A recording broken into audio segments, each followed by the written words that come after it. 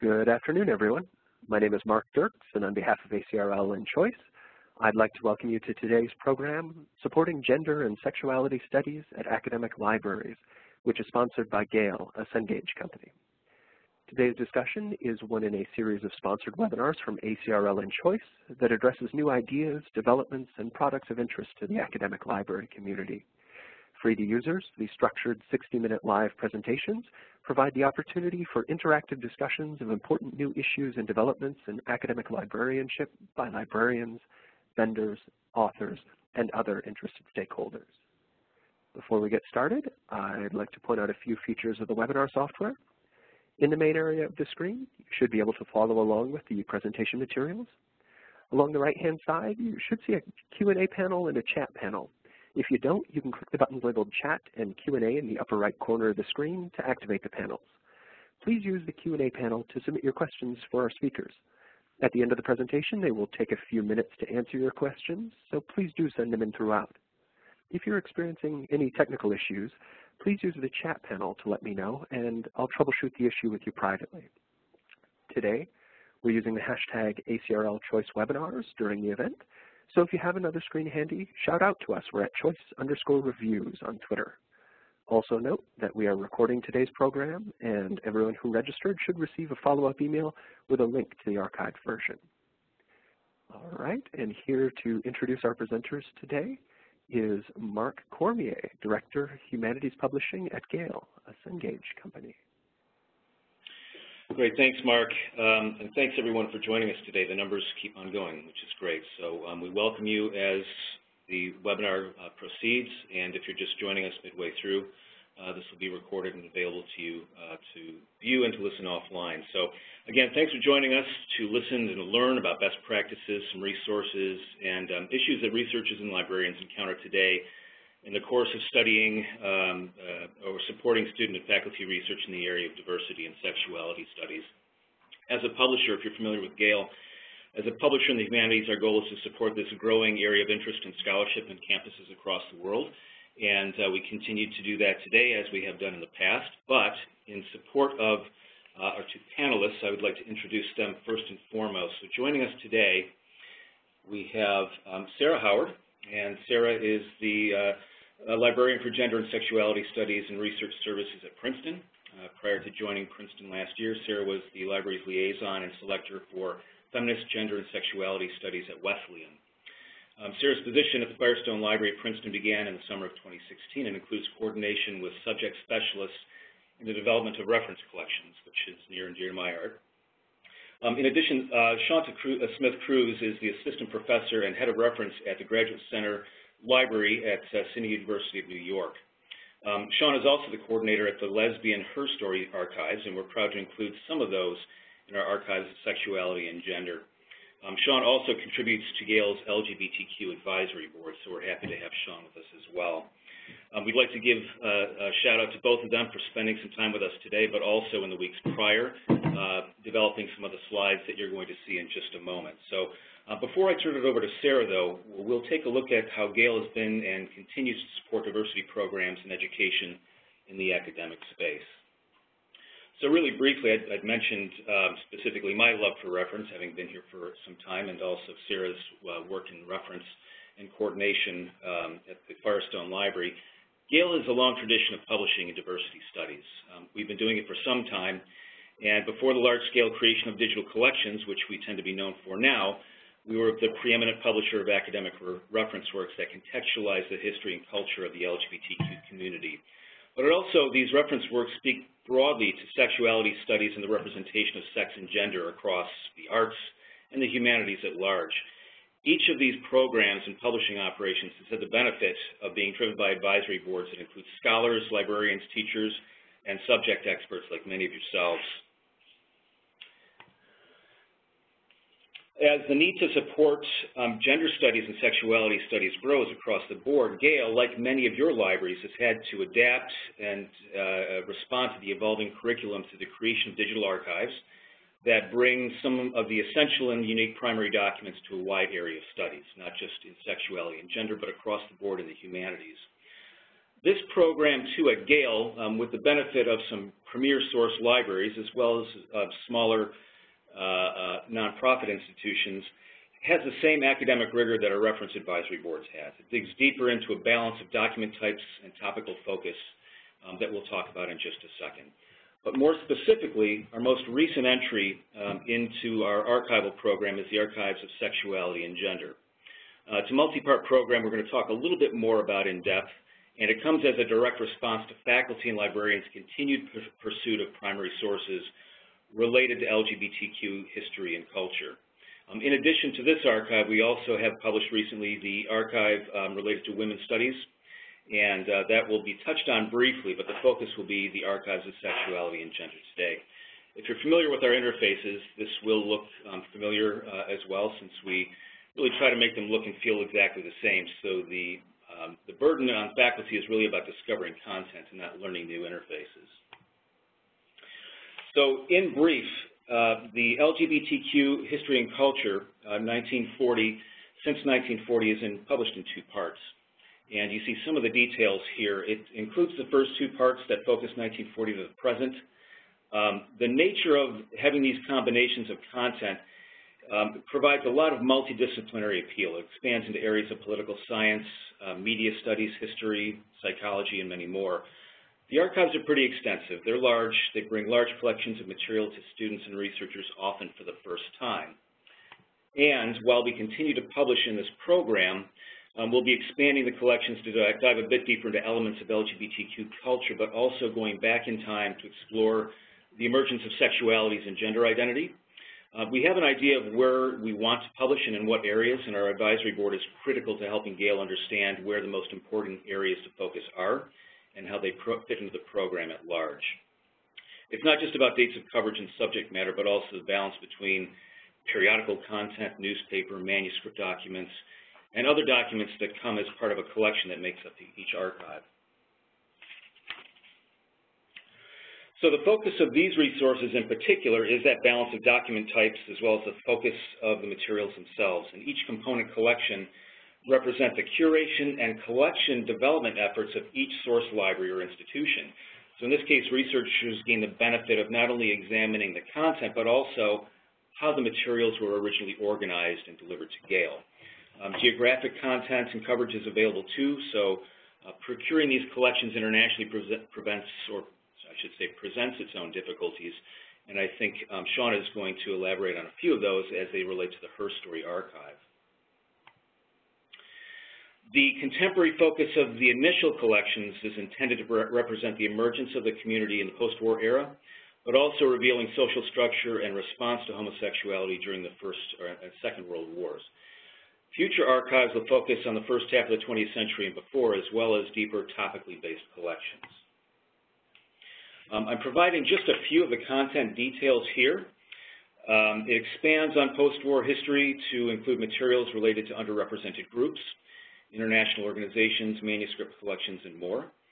Many of the issues related to the creation of archives like this are going to be discussed a little bit later in the hour, but this is a kind of a bird's eye view of content in Part 2, which published in June, and as of today is about 70% complete. And so as content is digitized, it is loaded to the application itself.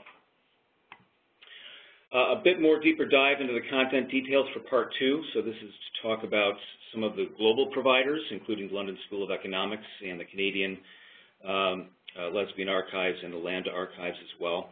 So it is a balance of not only the content providers, but also the document types that are in those collections. And our goal at Gale is to bring as broad a collection of topical focus as well as document types to provide a layer of information literacy where you can glean a number of things from a broad swath of document types.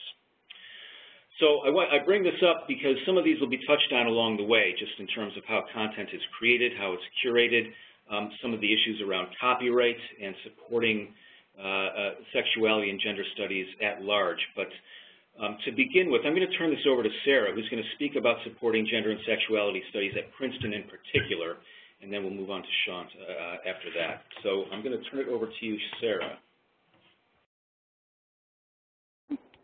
Hello all, and thank you so much, Mark, for that introduction. I'd like to start out by saying a thank you to Gail and Cengage, Choice ACRL, my co-presenters, and all of you for turning in today. My name is Sarah Howard. My pronouns are she, her, hers. In my current role, I coordinate research and instruction service, and I'm also the subject specialist or liaison to the program in Gender and Sexuality Studies at Princeton University. Today, I'm going to talk about the importance of being there, teaching and researching with Gender and Sexuality Studies, resources, and materials. This will be a broad discussion about the use of GSS resources and materials, their scholarly impact, patrons' more personal connection to these materials, and strategies for more inclusiveness of GSS materials in library collections. I will offer up a few personal narratives here and there. I will also be focusing my conversations on both databases, archival collections, monographs, and serials. So before I continue, if the volume and cadence is okay with everyone, we'll dive into it.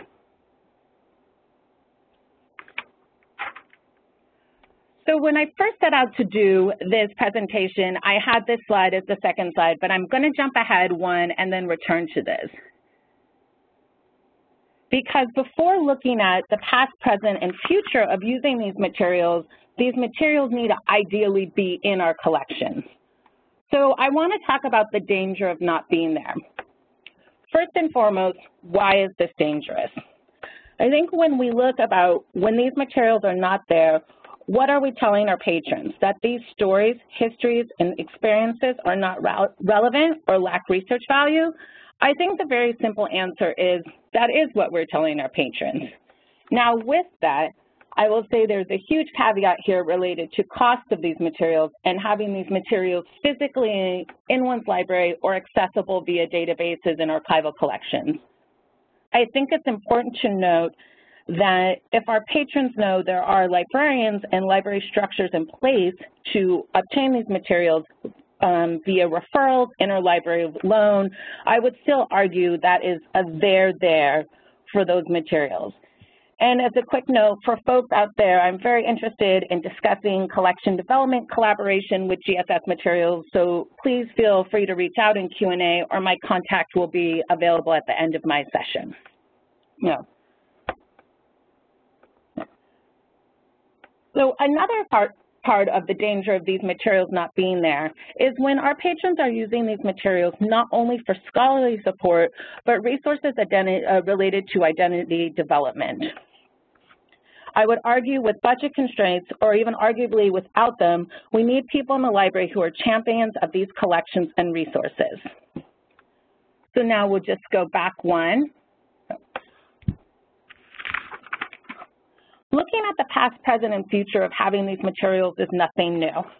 Librarians like Susie Taraba and Ellen Greenblatt have been discussing this for decades.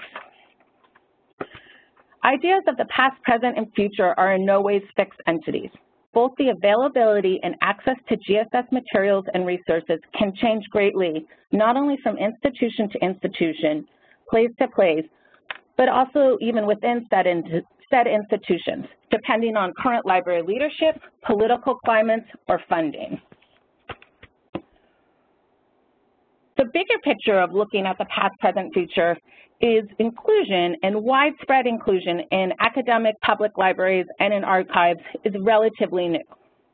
The good news is we're starting to see a change in this. We have great resources such as the Archives of Sexuality and Gender, Women's Studies Archives, Defining Gender, LGBT Life, just to name a few. Depending on the institution, availability, issues, and concerns can fall into two main categories: cost of materials and stigma of materials. With cost of materials, of course, there are the prices set by publishers and providers, but there are also in-house decisions related to cost that influence and the influence of library leadership as to the value of these materials to be part of a collection. Here, what I'm thinking about are cases where funds are readily available, but acquiring these materials is very low on the list of priorities. I hope some of the topics we discussed today can aid in folks' presentations and proposals to library leadership for a more widespread inclusion of GSS materials in one's library collections. Then, of course, there are related issues of continued stigma towards these materials, where in certain institutions, regardless of cost or research value, say, of the Archives of Sexuality versus another collection, there is absolutely no question these materials will not be included in the library collections. And if there are folks out there currently working within these confines, I would really like to hear from you as well. And I'm hoping we as a group can strategize to find ways to work with your library leadership and have these materials more readily available at your library.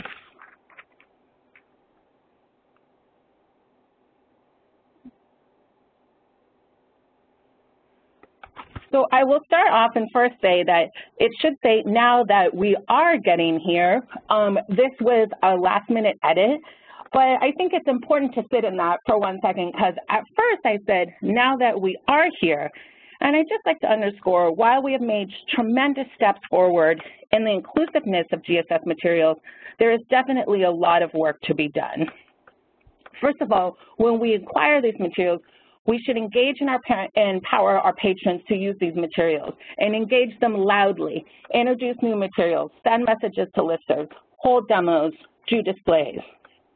Invite vendors to come demo these collections.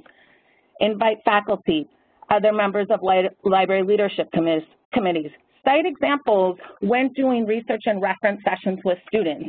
If you're continually coming up where students are wanting these materials and it's a case of them not being there, keep those statistics. We know a lot of library leadership loves numbers. Let's give them the numbers. Again, highlighting the importance of primary resources in GSS research.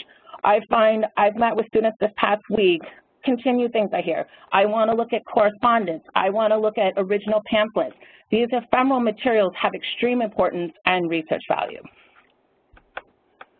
I would also say one thing that, I know I fall into is preaching to the choir. When we find our allies, our people in our GSS departments, but really sort of getting beyond that and letting these materials, be shown to an audience they might not otherwise have.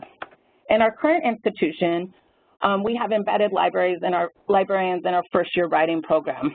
When I go in to discuss library resources, I make sure before getting into different subject-related database that might be more relevant to the class to do some mock searching in GSS-related database or do mock searches for books, authors whose works fall under the umbrella of GSS studies. Now, while this might seem small to some, really what we're trying to do here is give more attention to these collections. If you're sort of up against a thing of making a case to library leadership for these materials, find your faculty deans, your allies, make the case for library leadership to really acquire these materials. Find allies in your other librarians, maybe work together to purchase these items as well.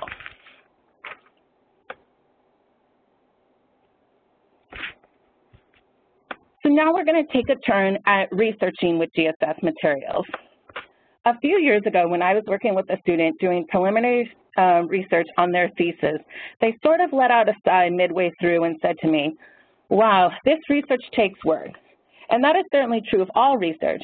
And hopefully we, as librarians, provide tips and strategies to make this process easier to navigate and possibly even fun at times. But I would like to highlight there are a few more hurdles to jump when doing research in GSS or other intersectional topics. One of the first issues is discoverability issues. Both in more traditional subject heading searching and with keyword searching, finding GSS materials can be frustrating due to classification systems and outdated problematic terminology. For more on this, because this could be a webinar in itself, and I'm sure some have looked into that, I recommend looking at the work of both Hope Olson and Melissa Adler, amongst others. The second hurdle we have to jump is these materials are physically spread across our libraries. Students then lose out on the benefit of shelf reading, and again, it's just one more step to jump in gathering sort of a holistic look at these materials. And another part of the materials not being there, and we've talked about issues related to cost, related to the sort of perceived research value by library leadership, or the stigma of these materials, is this also is a community, librarians and archives alike.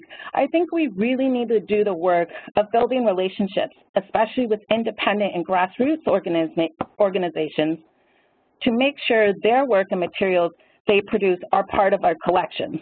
Now, I want to stress part of, not owned by, and making sure these materials are accessible and done in fair and transparent ways to the producers of these materials as well.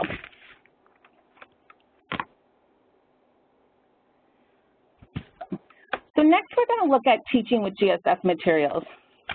In my current role, I do less traditional teaching than, of course, I would like. So I asked a few of my colleagues to share with me some of their words about teaching, and they graciously sent along a few words. The interdisciplinary field of GSS not only focus on diverse history and experiences, but also, and most importantly, on history and experiences that are often absent in the archives. This is true for my own work and the work of my students. GSS materials, resources, and librarians make it possible for us to recover and engage with these absences, and in doing so, make the narrative of the past more inclusive. And I'd like to thank Professor Tala Khan-Malik for sharing that with us. I couldn't have said it better myself, so that's why I included it in this slide. One of the repeated themes from some of my other GSS colleagues was really to underscore the importance of a librarian devoted to these works and collections. And while it's always nice to hear that your work is valued by your colleagues, I think the bigger picture is really having someone in these roles across different libraries. Again, the sort of champions of these collections. I think for many of us, being the GSS, Women's Studies, Gender Studies librarian in a full-time role is quite rare. In my role, it is a part of my role, but certainly not the full scope of it. Also, what I think happens is many folks become the champions of these collections while having other responsibilities. So they're doing this on top of their sort of other day-to-day activities. I really hope we can bring this attention as a field and profession and look at the importance of having this role as a GSS, Gender Studies librarian, in a more focused position where this is the more entitled, the scope of your role. All right, so when we're doing this work, when we're teaching and researching with GSS materials, we have to be ready to do it wrong and then do it again. Because these topics are so closely tied to parts of patrons' identity, there are going to be times when we say it or do it wrong. In these moments, we need to listen, learn, and go at it again. One thing I want to bring attention to is the learning part here. While we want to listen to our patrons and have an open relationship when we do it wrong, despite best intentions, the learning piece, so the onus has to be on us as librarians. We must undertake that role. Reach out to those in the know. Talk with folks at LGBTQIA centers and the Women's Center. Do the research. I know one thing I'm working on right now is pronoun usage. This came after a presentation where I was using the casual "you guys" to refer to the gathered group, and someone came after and said, you know, the language really feels non-included. It's still something I work for, and I am going to slip up, but I think it's all of us being mindful of these things as well. All right, so I want to end on a high note. Let's not forget. So the first part is we want to acknowledge that there have been many risks involved in the creation, ingestion, and duplication of these materials. Being out and proud, running a socialist feminist press, or even reading these materials, both historically and currently, comes with very real risks. Acknowledging that many of these materials, especially those contained in archives and the like, are because someone took steps to get them there, to preserve them. Also, when thinking about self-care when our patrons are absorbing these materials, I think of my patron base, which is largely undergraduate, reading about violence against trans folks, reading about imprisonment of LGBTQIA folks. It takes a toll, and I think we should be aware of other resources on campus that can offer support. And lastly, to really fit in how amazing these materials are, in Mark's introduction, he was mentioning SHAWN's work with the Her Story Archives located in New York. And I immediately had a flashback to my first visit there, where I was just sitting there soaking it all in. It was my first week of graduate school. And as I sat there, I felt so incredibly proud to be part of this community, both as a scholar and a queer woman. So I want to thank you all for your time. My contact is up there. And now I will pass it up to SHAWN. Thank you, Sarah. Can everybody hear me, or I'm guessing I can be heard because my little machine is moving. So I will get straight to it. Hello, everyone. My name is SHAWN, SMITH-CRUZ. Call me SHAWN, though. And if you haven't tuned in to hear the introductions, I'll quickly reiterate that I'm wearing multiple hats. I'm represented as a member of the Gale Advisory Board to the Archives of Sexuality and Gender database. I'm also a researcher and practitioner, or we like to be called archivettes, at the Lesbian Her Story Archives, where we do archival coordination. And I'm also the head of reference and assistant professor at the Graduate Center Library, which allows me the good fortune of being the liaison to Gender and Sexuality Studies to the Graduate Center community. Today I'm going to introduce you to the Graduate Center, then I will give some brief anecdotal examples of my archiving practices at the Lesbian Her Story Archives, well, not mine, but those that exist there. And then I'll end with a short demo of the Gale database to discuss use and permissions. So I'm currently talking to you from my Mac computer in my office inside the Graduate Center on 5th Avenue in New York City. And we're across from the Empire State Building, so lots of hustle and bustle. We are the principal doctorate granting institution of the City University of New York, the second largest urban university in the country.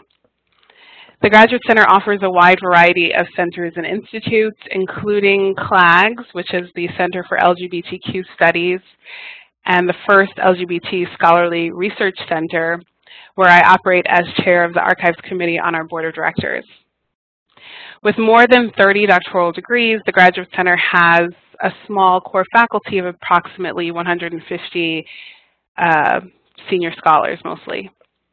But this faculty is enhanced by more than 1,800 faculty from across the 24 CUNY colleges and graduate schools. So I'm talking about scale because the Graduate Center Library is small in scale. We only have 3 floors. As you can tell, real estate is dense on 5th Avenue in Manhattan. And we have although 300 electronic resources compared to, say, Columbia's excess of 1,500, for example. We have 11 full-time subject librarians to cater to the 50-plus subjects, and all of those subject librarians are also the tech services librarians and the reference librarians. We're sort of all conflated there. So although you could guess that we have an average of about 5 subjects per librarian, it's not so easily divided. And one reason is that we have no archivist on staff. Yet the Graduate Center community has a very high demand for archival research. This absence is an opportunity. Each librarian has the challenge to incorporate archival research into their subject-focused work. And I would say that librarians are the basics. They have to know the basics of archival research, and we are the resources for such basics.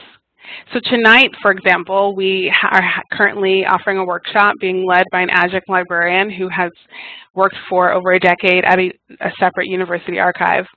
And her workshop is titled Archival Research, the Basics.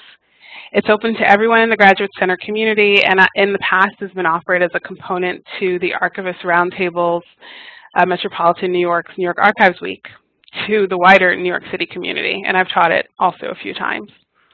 But tonight's workshop is only one example of archival research service offered through the library here at the GC. We also support the Early Research Initiative Annual Conference, which presents student-funded grant-funded archival research, excuse me. We also support the New York Public Library's Colloquium, which aligns archival collections and curators to the Graduate Center students. We support and participate in Center for Humanities archival work groups, and ultimately there are other forms of student output that requires archival engagement, both print and digital. So to summarize, this may be a trend going forward.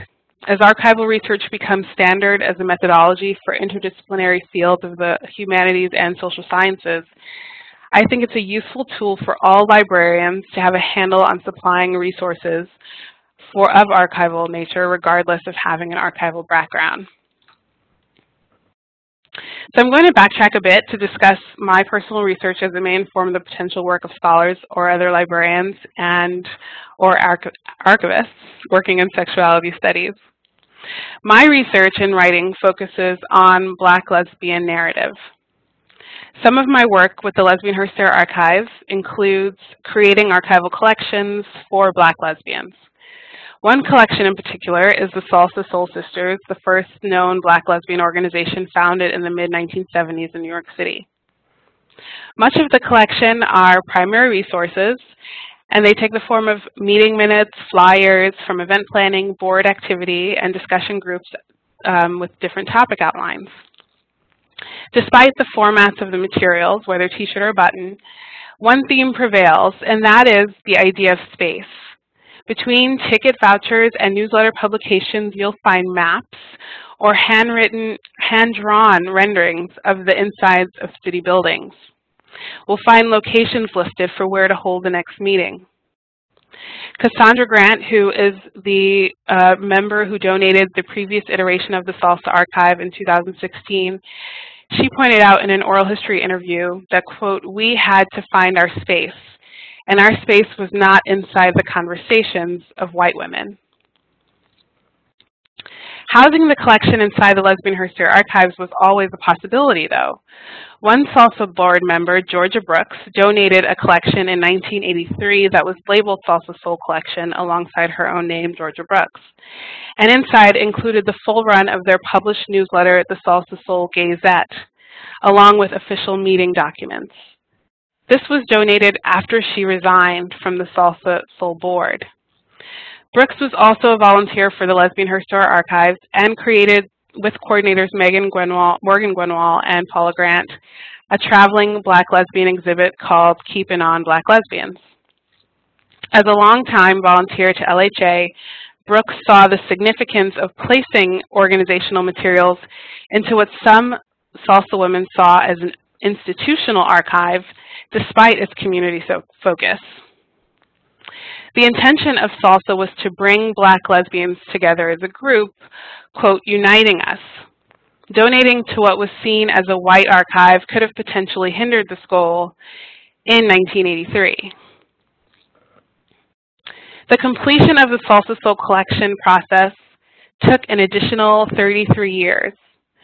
That is, Georgia Brooks's donation in '83 and Cassandra and others' donation in 2016, which was actually 1 year after Georgia Brooks' death.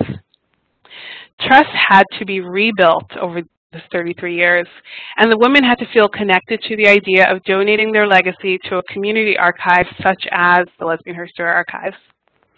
Once the current collection is processed, it's still in process, it will have reiterative items. To a future researcher, for example, a single flyer will appear more than once. It will appear to be the same item. But as a result of the acquisition practice and process, they will have different donors and different dates associated, and one could surmise that they may have different processes associated with gaining permission for use. Also, I should point out that sentiments for putting materials labeled sexuality and gender into archival spaces for community consumption is not unanimously shared. Whereas some community members feel institutional affiliation is important, others draw the line at community, while others prefer to keep records in their basements. Widespread use and discoverability, say through an electronic database, may not have been at the forefront of the donor's mind at the time of donation, or what we call archival acquisition. A different example is highlighted here by my conversation with the Jamu of Ruckus Archive in London, which is London's first Black LGBT archive, who felt the opposite of the Salsa Soul women. Ruckus wanted direct input into an institutional space, and one that was reflective of sexuality and gender politics as opposed to, say, Black politics, for example.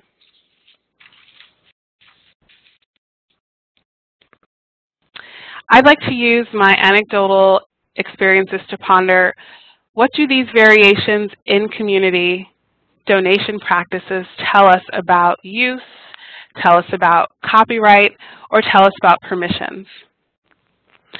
Plainly put, oh, my phone is ringing, sorry about that. Plainly put, much of what is donated is unpublished material. But according to the Society of American Archivists, and I recommend their copyright and unpublished material brochure, which is highlighted here and can be found with a quick Google search, quote, unpublished material in archives or manuscript collections is likely to still be under copyright. The brochure also tells us that copyright lasts in an unpublished work for the life of the author plus 70 years, or 120 years in archives or manuscript collections is likely to be still under copyright.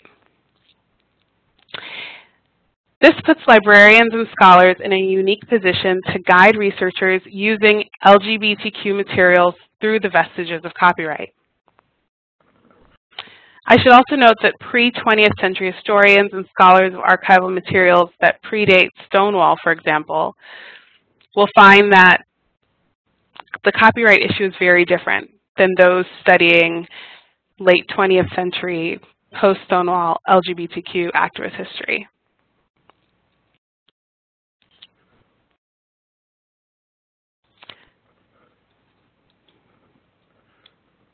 However, as we consider time, I'd like us to also consider space and remember how archival processing matters to time and space, as it did in the example of the Salsa Soul Women. In 2016, archival science paper Jamie A. Lee uses a queer theoretical perspective to better understand archives as bodies. She states, the archival body exists in the liminal and porous space and time between past and future. The archives, archivists, record creators, and archival visitors constitute some of the moving parts within the archival body. I believe this is to be true for my own research in the part of the narrative of Salsa Soul collection, which will be about how it was acquired, then processed, and finally, because the collection is so dear, how it will be exhibited. Research of queer archives in electronic spaces has to take into account the spaces for which these items and collections have traveled. If one is to consider the narrative of each item inclusive of the archival process, the understanding for copyright is unique for the LGBTQ collections because naming, identification, time, space, they are all often, like queerness, an ever-changing concept. So with new archival databases, librarians and faculty become additional parts of the archival body, accompanying these materials and collections with their base narratives. These instances matter when it comes to scholarly output and copyright. Academic librarians have historically relied on fair use to introduce resources to the professoriate during classroom instruction, but with new directions of scholarly production requiring outward-facing research, I recommend making an assumption of extreme access, potentially monetized access, or rather monetized use, when responding to a research inquiry of use regarding archival materials. And that brings us to the database of the hour, the Gale Archives of Sexuality and Gender, LGBTQ History and Culture, since 1940. Note that the uniqueness of the Gale Archives of Sexuality and Gender is that it consists of multiple parts, and this one in particular has materials since 1940, which will fall into the category of published materials that are still under copyright if we take into consideration the life of the author plus 70 years, as we did with the Society of American Archivists instruction. Here I'm going to do a quick search for those of us who have yet to enter the Gale product. At the Graduate Center, we can't afford it, so like Sarah mentioned in terms of cost, we direct users to the New York Public Library for access to this database, as it is accessible from home with an NYPL library card. So this search is of Cheryl Clark, a pioneering Black lesbian poet and activist. And the results page reveals a primary column of items split by content types and a left side secondary narrow column summarizing the results in the main. In this example, we have manuscripts, 20 results, and newspapers and periodicals, 133 results. The left column allows you to see beyond the main fold if in case more than 2 content types appear. So although one could surmise that the materials under manuscripts are unpublished and those under newsletters and periodicals are published, let's take a closer look. The first item under manuscripts says periodicals, conditions. The second item says publishers, kitchen table, followed by theater. Why might this be confusing? Why might this matter? Researchers who are interested in archival material supply a particular conundrum, I say. On the one hand, researchers want to discover something new, something that has never been known before. They want to mine the collections. On the other hand, researchers want something easily citable without the drama of having to secure permissions for use. And why? Because unlike completing a literature review, as is the case for most peer-reviewed academic article databases, the archival search assumes a revelation of materials far beyond the classroom, eventual publication. Scholars are interested in furnishing their book proposals. Doctoral students are interested in furnishing their dissertations, which will, in their minds, become a book. As a librarian, it is up to us to determine the extent of the researcher's intention for use before guiding options of copyright.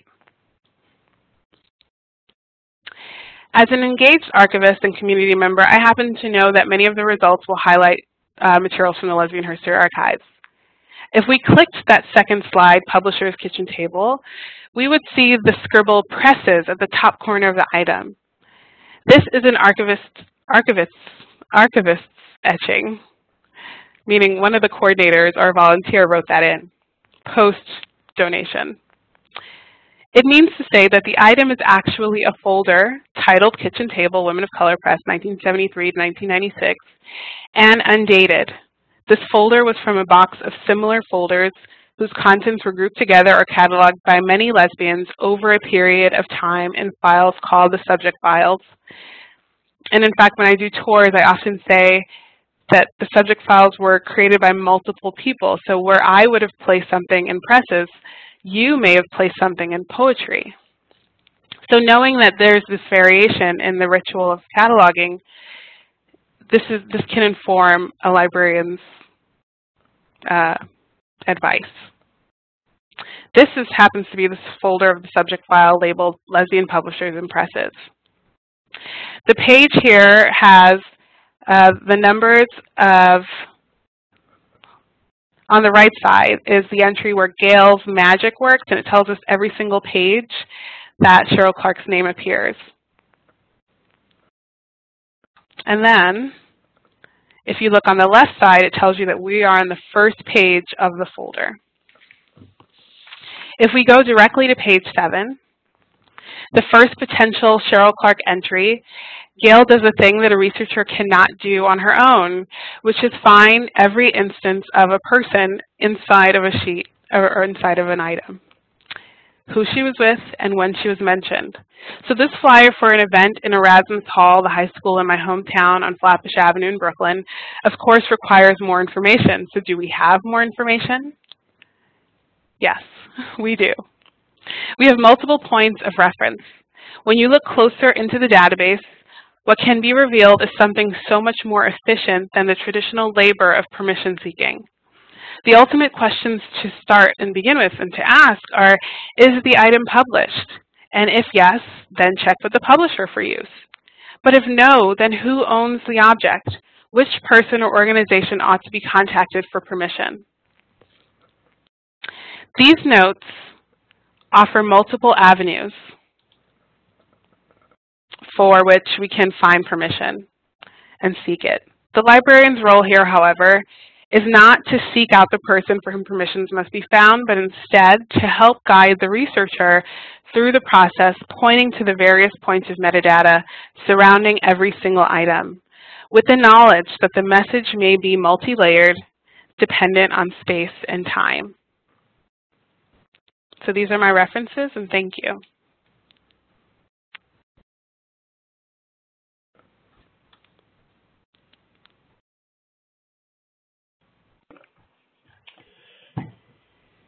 Great, thanks, Sean, and thanks, Sarah. I learned a lot myself, so it was great to see the slides ahead of time, but there's a lot of narrative in here that discusses essentially a lot of the same issues that we face when working with content providers to determine copyright, determine fair use, and even down to redaction and making sure that privacy is honored and copyright is honored together. So we appreciate that, that information, your insight from your own institutional views. At this point, I think we want to open it up to questions. We've got a little bit of time before the top of the hour, and so I will leave it up to the audience if you want to go to the Q&A section and type in questions you have. We have one question for Sarah. There was two names of two women you mentioned about who knew to refer to about terminology, and that someone wanted to. Yes, that would be Hope Olson and Melissa Adler. I just want to make sure I'm back on now. I just unmuted myself. You are on.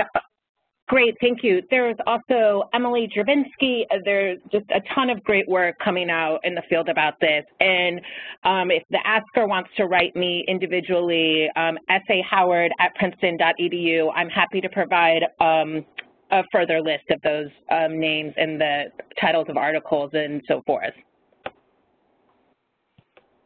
Thank you.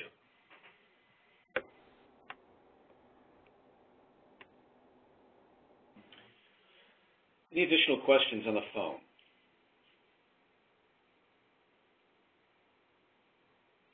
Yeah. Sarah, I'm going to defer this question to you from someone. Someone was surprised that they did not discuss the risk of vandalism in these collections and wondered if you cared to say a few words on that, especially as it applies to stigma.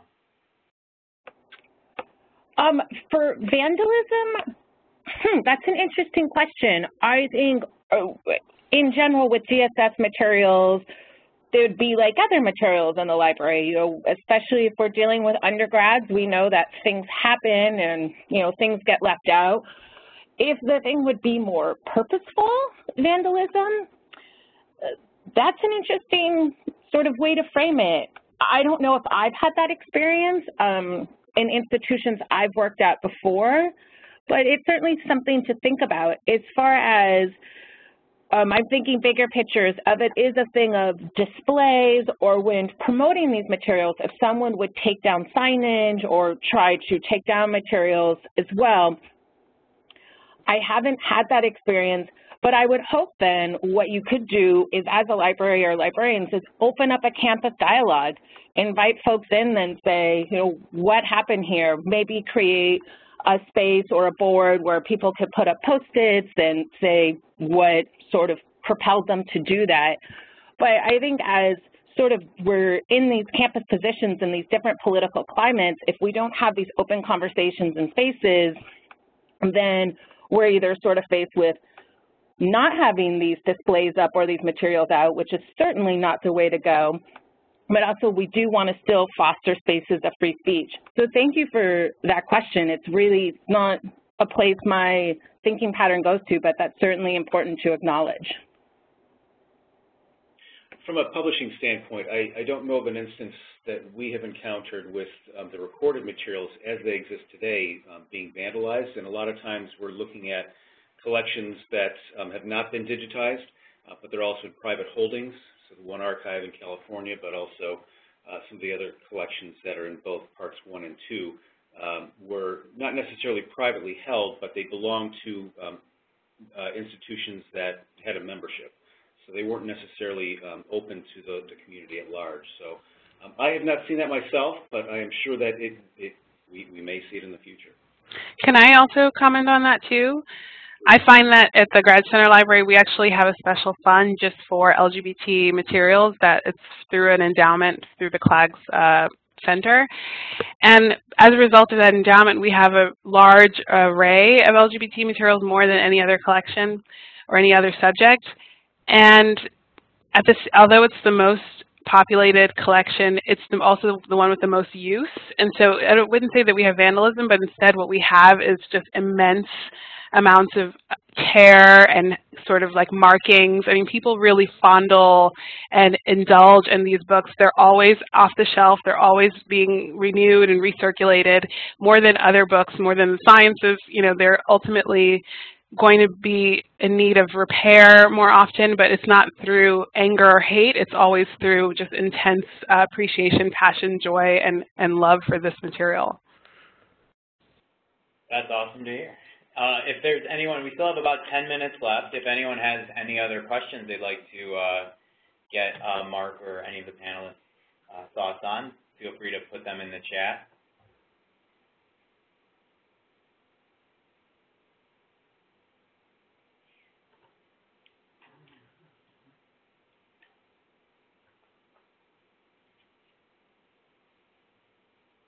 And yeah, it looks like that is all of the questions. If there's anything, Sarah or Sean, you'd like to say before we wrap up, otherwise we can we'll wrap that up. Sean, Sarah, thank you so much for your time today, and thank you all to our listeners and viewers that joined us today, well over 100. We appreciate your time, and we hope this was valuable to you and provided some insight. We also appreciate Choice and ACRL sponsoring this talk today. We appreciate their partnership in furthering scholarship and studies in this area. So if there are other further questions, you can let us know. Our contact information is also in the slide deck, and we're happy to answer any questions or forward questions to Sean or Sarah after the fact if you have inquiries. Thank you, everyone. Thank you all. Yeah, thank you. This is Mark from ACRL and Choice. I'll just remind folks real quick before we sign off that if you could take a minute and give us some feedback in the post-webinar survey, we would really appreciate that. Thank you all for joining us today, and thank you, Mark and Sarah and Sean. It's been a really, really interesting presentation. And thank you so much for putting it on. All right. Thanks very much. Bye-bye. Bye.